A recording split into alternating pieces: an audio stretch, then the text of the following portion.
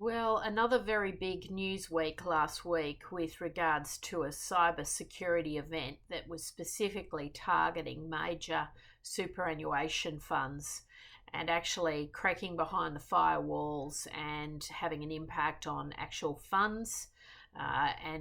This is all going to be sort of uncovered in the weeks ahead. But, some of our highest profile, largest superannuation funds have been impacted. So we're talking about organisations like AustralianSuper and the like. This is a very, very alarming trend. I mean, we've been talking about cyber security and the need to be cyber resilient for such a long time now.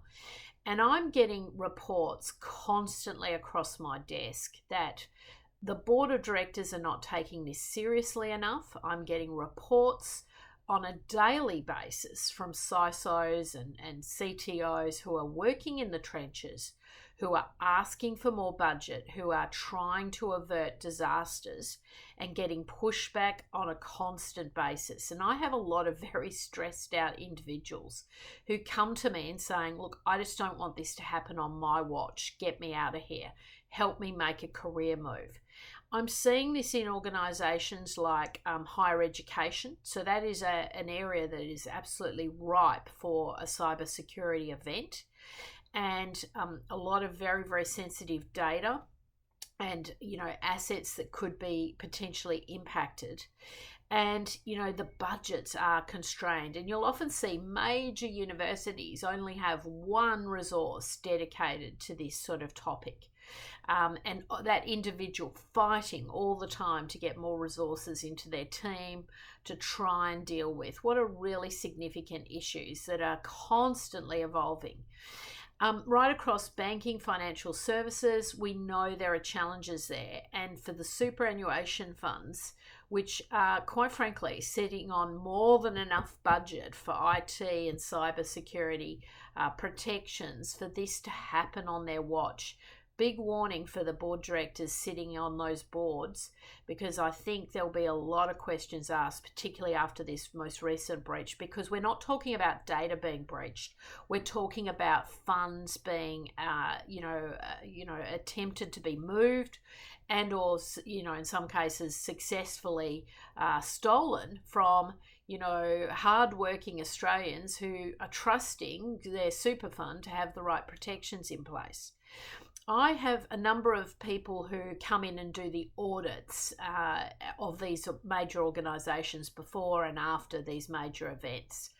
And there's a number of these sort of very specialist firms that exist in Australia, and I'm talking to the principals of those firms, and they're telling me confidentially that, we've seen major breaches happen.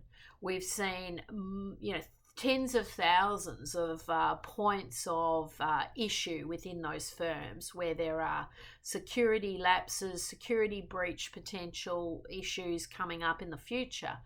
And yet the board are saying, well, look, we don't want to spend that much on that problem. We want to cover this problem up. We want to sort of, put a Band-Aid solution on this.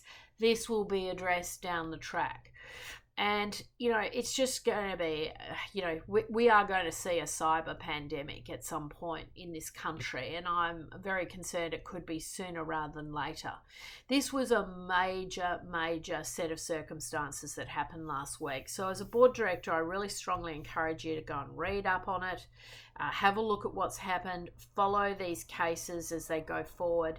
And you really need to be bringing this dialogue back into your boardroom and asking the question, even if it's been covered before, where are we up to? Where are we up to on this whole cyber issue? Because it is just increasingly alarming me that we're not paying attention to the warnings. Everyone's talking a good talk, but then continually we're seeing these big major breaches. And it's not just about data anymore. It's not about data being hacked. It's about assets actually being lost, and the reputational damage is just off the charts. Very, very hard to come back from these things. So interesting times, but certainly a time for board directors to really take note, follow this particular set of circumstances, see where the issues lie and how this might apply to your organisation and what needs to happen from here.